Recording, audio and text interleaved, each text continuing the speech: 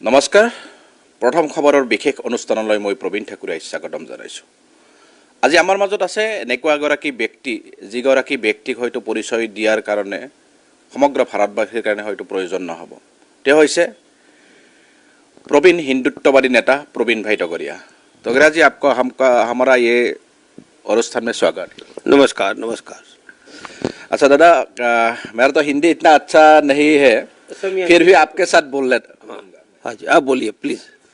पहले आपसे मैं जानना चाहूँगा, जब तो आप विश्व हिंदू परिषद का आप नज़दीक आपका रिश्ता है, आप फाउंडर है, बहुत साल से आप काम किया था, लेकिन अभी जो आपका हिंदू परिषद और राष्ट्रीय बजरंग दल में आपका अंतर्राष्ट्रीय जो हिंदू परिषद जी और राष्ट्रीय बजरंग दल, तो यहाँ का जो ये जो जर्नी है, ये जर्नी के बारे में विश्व हिंदू परिषद से राष्ट्रीय बजरंग दल तक जो जर्नी है आपका थोड़ा जानना चाहूँगा। मैं 10 वर्ष की उम्र में गुजरात के 1000 की आबादी के गांव से 10 वर्ष की उम्र में डॉक्टर बनने के लिए अहमदाबाद आया। तब मेरी उम्र 10 साल थी। 10 साल की उम्र से मानी 55 वर्ष पहले मैं आरएसएस राष्ट्रीय स्वयंसेवक संघ के साथ जुड़ा और 55 वर्ष मैंने राष्ट्रीय स्वयंसेवक संघ के साथ जोड़कर देश धर्म की सेवा का काम किया। बाद में मैं डॉक्टर बना, कैंसर सर्जन बना, मेरी स्वयं की खुद की हॉस्पिटल बनाई, 10,000 से ज़्यादा मैंने ऑपरेशन किए। और जब मेरी उम्र 40 साल की थी तब अशोक जी सिंगल जो विश्व हिंदू परिषद के उनकी उम्र 75 साल हो गई थी, तब मैं 40 साल का था, उनसे आधी उम्र का था। तो उन्होंने बुलाकर कहा कि हम सब 75 से बड़े हो गए हैं, हिंदुओं की सेवा करने का काम कौन करेगा, हम चाहते हैं कि आप स्वीकार करो। आरएसएस के लोगों ने भी आकर कहा, तो मैंने मेरी हॉस्पिटल छोड़ दी, उनकी जगह चैरिटेबल हॉस्पिटल बनाई जो गरीबों के लिए आज चल रही है। वहाँ आईसीयू, वेंटिलेटर, 25 बड़े बड़े स्पेशलिस्ट डॉक्टर आते हैं। और उसी समय मैंने घर बार छोड़कर मैं हिंदू समाज की सेवा के लिए 40 साल की उम्र में आज से 25 वर्ष पहले निकल गया और विश्व हिंदू परिषद के लीडर के नाते समाज की सेवा करता रहा। एक शहर में 2 रात नहीं सोया। इस दौरान मैंने देश में हजारों शिक्षा, आरोग्य के सेवा काम खड़े किए। कोई गरीब बिना डॉक्टर न रहे, इसके लिए मैंने 10,000 स्पेशलिस्ट डॉक्टरों को गरीबों के लिए मेरे साथ जोड़ा। भारत में कोई भी हिंदू कहाँ पर जाएगा तो उसको मदद मिलेगी और एक फोन पर मदद मिलेगी, ऐसी व्यवस्था की। कोई गरीब भूखा न रहे, व्यवस्था करी। और साथ में अमरनाथ आंदोलन से लेकर राम मंदिर आंदोलन में आंदोलन शुरू हुआ, तब से लेकर राम मंदिर बनने तक मैं ही नेतृत्व करने वाला उसमें भगवान की कृपा से आज जिंदा हूँ। और जब तक मंदिर नहीं बना तब तक उनके साथ जुड़ा रहा।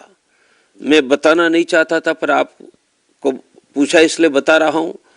जब 2014 में भाजपा की सरकार आई तब वादा किया था कि हमारी पूर्ण बहुमत की सरकार आई तो संसद में कानून बनाकर राम मंदिर बनाएंगे।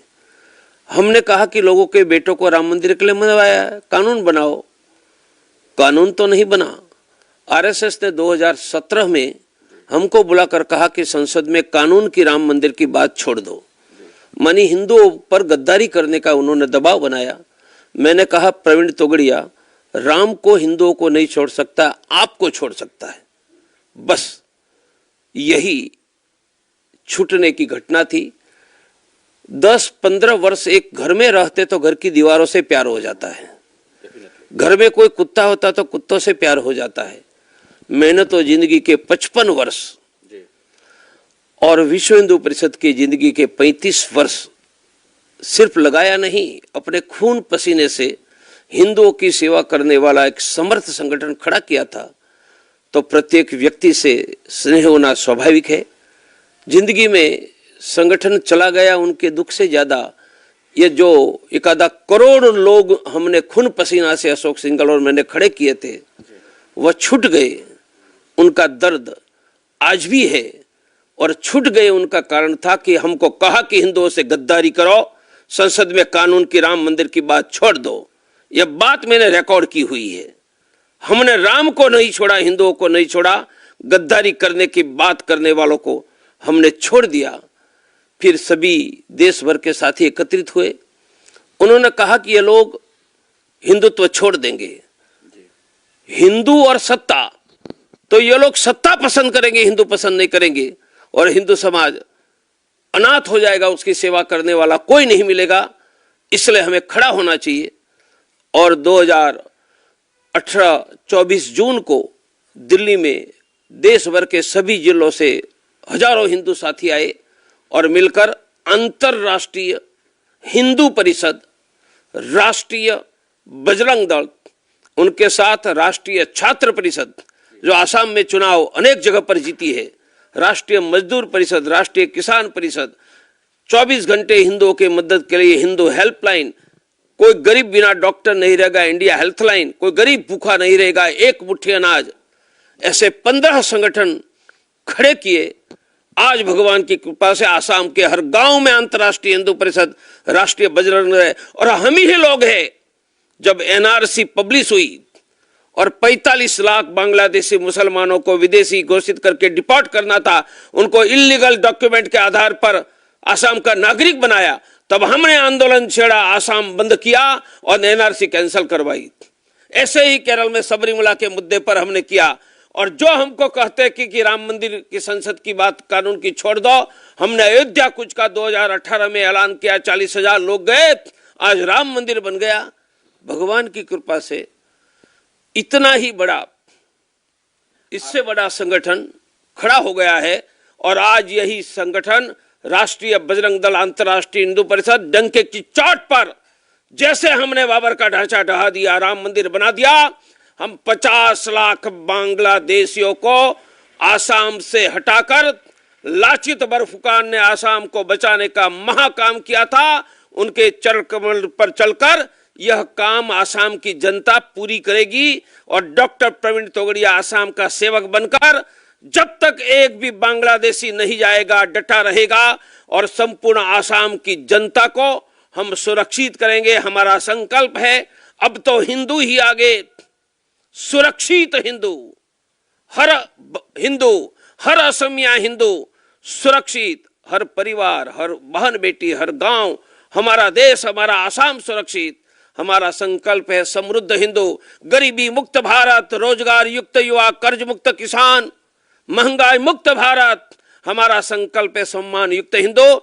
और आज भगवान की कृपा से मेरे साथ 15 लाख से ज्यादा मेरे पदाधिकारी हिंदू साथी और राष्ट्रीय छात्र परिषद के लाखों युवा कॉलेज में यही लक्ष्य को लेकर काम कर रहे हैं।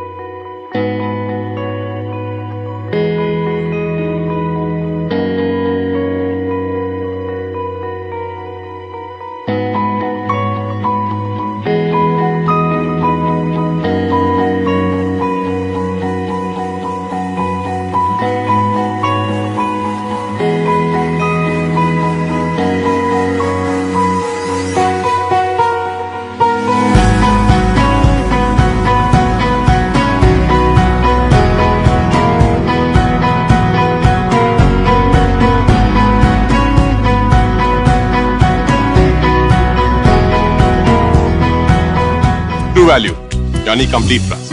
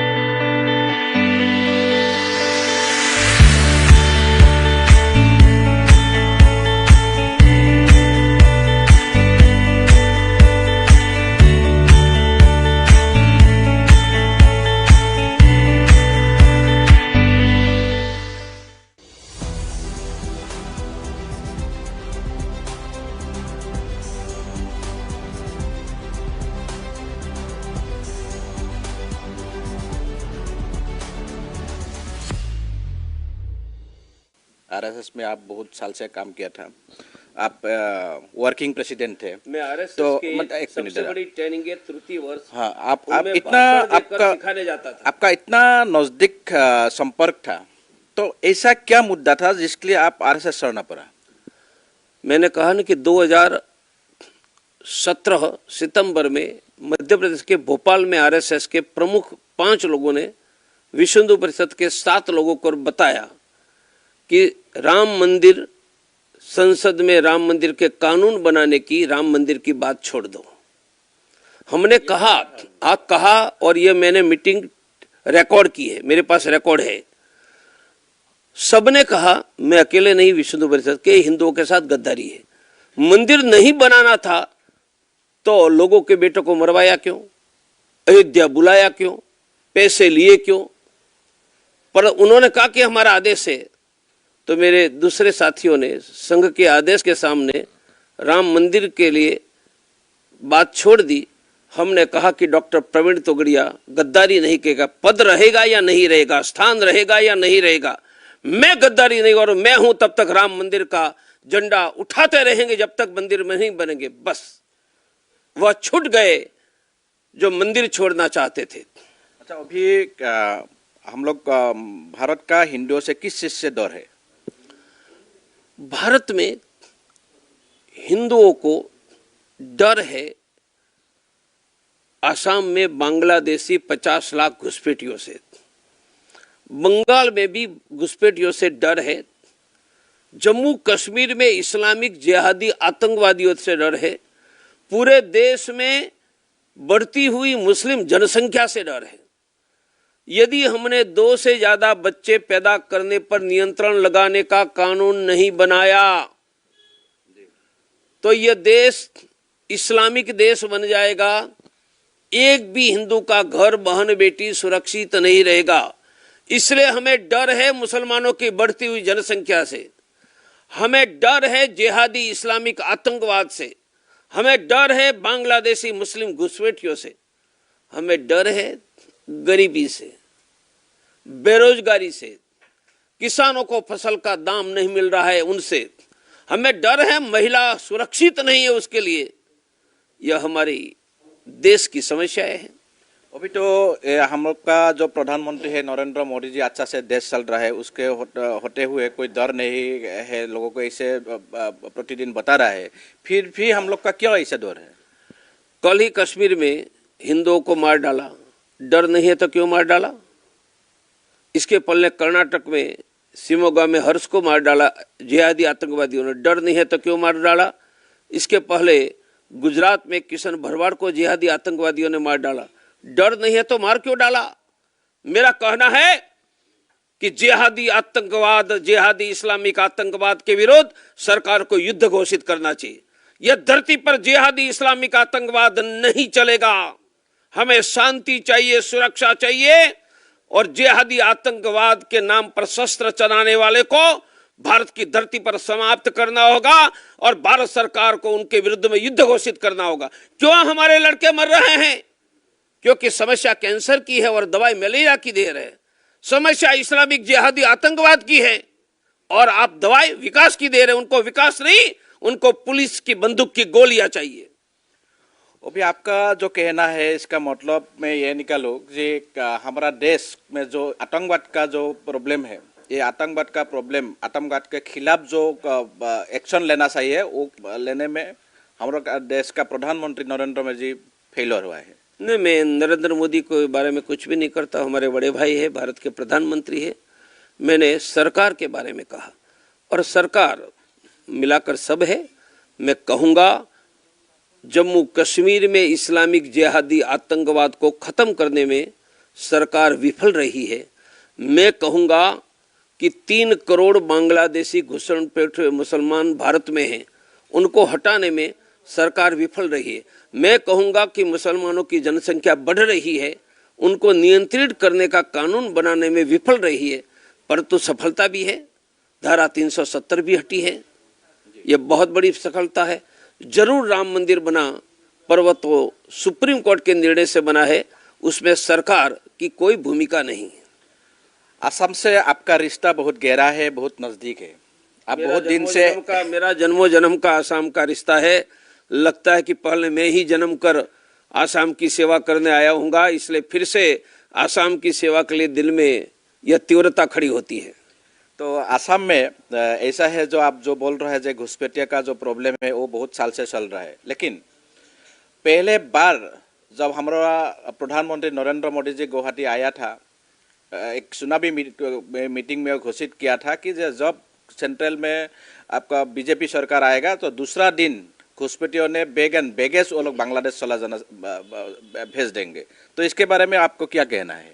अभी तो नहीं क्या कोई एक भी बांग्लादेशी हटने का कोई एग्जाम्पल नहीं है।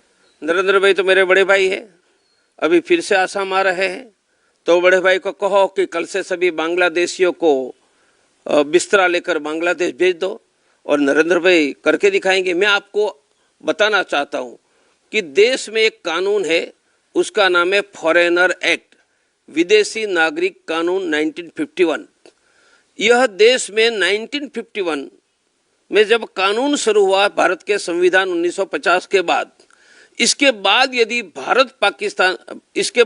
भारत में कोई पाकिस्तान से आया, तब का पूर्व पाकिस्तान बांग्लादेश, तो वह भारत का नागरिक नहीं है, विदेशी है, और विदेशी को पकड़कर बांग्लादेश भेजने की जिम्मेदारी केंद्र सरकार और सहयोग में राज्य सरकार की है। तो मेरा कहना है कि यहाँ आसाम में 50 लाख बांग्लादेशी घुसपैठिए हैं, देश में 3 करोड़ है, तो अंडर फॉरेनर एक्ट उनको डिटेक्ट करके डिपोर्ट बांग्लादेश भेजने की जिम्मेदारी केंद्र सरकार और साथ में राज्य सरकार की है। और आसाम के बारे में कहता हूँ कि मैंने फ्रेश एनआरसी की बात की है। एनआरसी में 1951 कट ऑफ लाइन इसलिए की है कि 1971 कट ऑफ लाइन हो ही नहीं सकती। आप पूछेंगे कैसे? तो देश का फॉरेनर एक्ट कहता कि 51 के बाद वहां से पाकिस्तान से आया ये विदेशी है, तो क्या 51 से 71 के बीच कैसे भारत का नागरिक बनेगा? बन ही नहीं सकता है। मैं कहता हूं कि आसाम एकॉर्ड में केंद्र सरकार ने भारत के संविधान कानून के विरुद्ध ये बात कही है, ये लीगली टिक नहीं सकती है। और दूसरा, आसाम में कोई 51 के बाद आया है तो 71 तक आया है, उनको नागरिक कैसे बनाएंगे? मुसलमान को बना ही नहीं सकते हैं। इसलिए मेरा कहना है कि 1951 की मतदाता सूची में जिन मुसलमानों के नाम थे, उनके पोते इस समय होंगे या पोते के बेटा होगा, उनके डीएनए टेस्ट किया जाए, और उनके डीएनए से जिस मुसलमान का डीएनए मिलता है वह उनका भाई, एक भी बांग्लादेशी मुसलमान का नहीं मिलेगा। और सभी 50 लाख बांग्लादेशी मुसलमान 6 महीने में डिटेक्ट हो जाएंगे। हर एक डिस्ट्रिक्ट में डीएनए लैब बनाओ। नरेंद्र भाई यहाँ आ रहे हैं, मैं विनती करूंगा कि डीएनए लैब के पैसे दो। हम अफगानिस्तान को 22,000 करोड़ देते हैं, तो आसाम को, बांग्लादेश को मुक्त करने के लिए डीएनए लैब के पैसे के नहीं देंगे? पैसे दो और सभी मुसलमानों का डीएनए टेस्ट किया जाए। 51 में मतदार सूची में यादी थी उनके पोते और बेटे का, और उनके साथ मैच होगा, वही भारतीय 50 लाख तुरंत डिटेक्ट हो जाएंगे। जैसे डिटेक्ट हो जाए उसको अलग कैंप में रखा जाए, आसाम की धरती पर न रहने दिया जाए और उसको बांग्लादेश भेजा जाए। और बांग्लादेश न स्वीकारे तो 1/3 बांग्लादेश की जमीन का कब्जा करके उनको भेजा जाए। मेरा आसाम, हमारा आसाम, या औरंगजेब की औलाद बांग्लादेशी मुसलमानों से मुक्त होनी ही चाहिए। यह लाचित बर्फुकान की धरती है, जिन्होंने मुगलों को यह धरती पर पांव रखने नहीं दिया था। हम लाचित के अनुयायी हैं, उनके पद चिन्हों पर चलने वाले हैं। हम संपूर्ण आसाम को बांग्लादेशी मुसलमानों से मुक्त करेंगे। सिटीजनशिप अमेंडमेंट एक्ट यानी कहा के बारे में आपको क्या कहना है?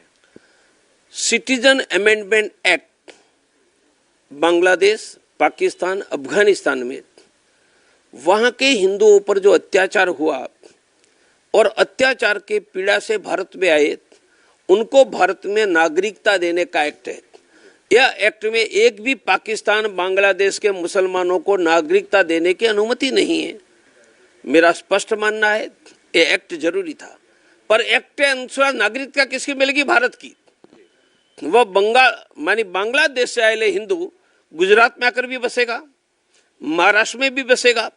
और मैं केंद्र सरकार को सुझाव देता हूँ, यह सिटीजन अमेंडमेंट एक्ट के अंतर्गत जितने बांग्लादेश के हिंदुओं को नागरिकता देते हैं, उनको देश के औद्योगिक नगर जहाँ इंडस्ट्रीज है, जहाँ रोजगार है, उदाहरण के गुजरात में सूरत है, बड़ौदा है, अहमदाबाद है, पंजाब में लुधियाना है, जुलंधर है, रोहतक है, ऐसे शहरों में उनको बसाया जाए, उनको रहने के मुफ्त आवास दिया जाए, उनके बच्चों की शिक्षा की व्यवस्था की जाए।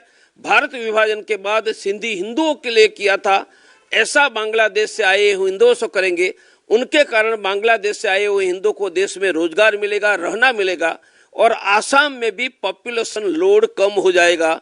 मैं विने विन आसाम की भी रक्षा हो और बांग्लादेश से आए हुए हिंदुओं की रक्षा हो, ये दोनों का रास्ता दिखा रहा हूँ। थैंक यू दादा। जो ये आपको क्या लगता है, जो आसाम में जो विदेशी मुक्त, बांग्लादेशी मुक्त, घुसपैठियों का मुक्त आसाम हो सकता है? बिल्कुल हो सकता है। कोई कहता था कि बाबरी गिरेगी, कोई कहता था राम मंदिर बनेगा। यदि बाबर का ढांचा हम गिरा सकते हैं, राम मंदिर यह देश का हिंदू समाज बना सकता है, तो लाचित बरफुकान के संकल्प पर चलकर हम संपूर्ण आसाम को बांग्लादेशी मुसलमानों से मुक्त करवाएंगे। सरकार अपनी जिम्मेदारी का निर्वहन करे, और जब आसाम में भी भाजपा की सरकार, केंद्र में भी भाजपा की सरकार, तब आसाम बांग्लादेशी मुसलमानों से मुक्त नहीं होगा तो क्या निहाल अहमद होगा तब मुक्त होगा? मुक्त करो। अभी लास्ट इलेक्शन में जो ये असम में राज्यसभा इलेक्शन हो गया, उसमें हम देखा जो AIUDF जो मुस्लिम लोगों का पार्टी है, तो ये पार्टी बीजेपी लोगों को, बीजेपी का जो कैंडिडेट है उसको सपोर्ट कर रहा है, तो कैसे होगा, हो पाएगा ये? नहीं, मुझे पता नहीं कौन सी मतदाता सूची में किसने क्या किया, मैं नहीं जानता हूँ, और किस दल ने किसका सपोर्ट लिया, मेरा काम नहीं है। मेरा तो काम है आसाम बचाओ, आसाम के हिंदुओं को बचाओ, और 50 लाख बांग्लादेशी मुसलमानों को भगाओ। किस दल ने किसको सपोर्ट किया है उनको मुबारक, मुझे उसके बारे में कोई कमेंट नहीं करनी। अभी जो पूरा इंडिया में ये चल रहा है जो प्राइस हाइक का मुद्दे है, इसके बारे में आपको क्या कहना है? महंगाई बहुत चिंताजनक स्तर पर बढ़ रही है। 2014 में गैस के सिलेंडर के दाम 450 थे, आज वो 1000 से ज़्यादा है। मानिए एक अर्थ में मान लिए 3 गुने। मैं एक ही उदाहरण दूँ, गैस का सिलेंडर, यही पेट्रोल की, डीजल की, जीने की चीज़, लोगों का जीना मुश्किल हो गया है। इसलिए मैंने कहा कि समृद्ध भारत, समृद्ध हिंदू, उनकी 4 बातों में गरीबी मुक्त भारत, रोजगार युक्त युवा, कर्ज मुक्त किसान और महंगाई मुक्त गृहिणी, ये 4 बातें हमने की है। तो अभी गवर्नमेंट इसमें मैंने क्या करना चाहिए? गवर्नमेंट को महंगाई पर नियंत्रण करना चाहिए, पेट्रोल डीजल के, गैस के सिलेंडर के दाम कम करने चाहिए, और सभी चीज़ों की महंगाई नियंत्रण करने की आर्थिक नीतियाँ बनानी चाहिए। प्रथम खबर में आपको इतने टाइम, इतने समय देने के लिए आपको बहुत बहुत धन्यवाद दादा। धन्यवाद, धन्यवाद। এয়া আছিল বিশ্ব হিন্দু পৰিষদৰ এসময়ৰ উদ্যোগী আৰু আটাইতকৈ বেছি সক্ৰিয় আৰু সেই সময়ৰ ৱৰ্কিং প্ৰেচিডেণ্ট তথা বৰ্তমানৰ আন্তঃৰাষ্ট্ৰীয় হিন্দু পৰিষদ তথা ৰাষ্ট্ৰীয় বজৰং দলৰ প্ৰতিষ্ঠাপক সভাপতি প্ৰবীণ ভাই টগৰীয়া। এই অনুষ্ঠানটি ইমানতে সমাপ্ত হ'ল, আৰু লগে লগে এই অনুষ্ঠানৰ পৰা মই প্ৰবীণ ঠাকুৰীয়াই বিদায় লৈছোঁ।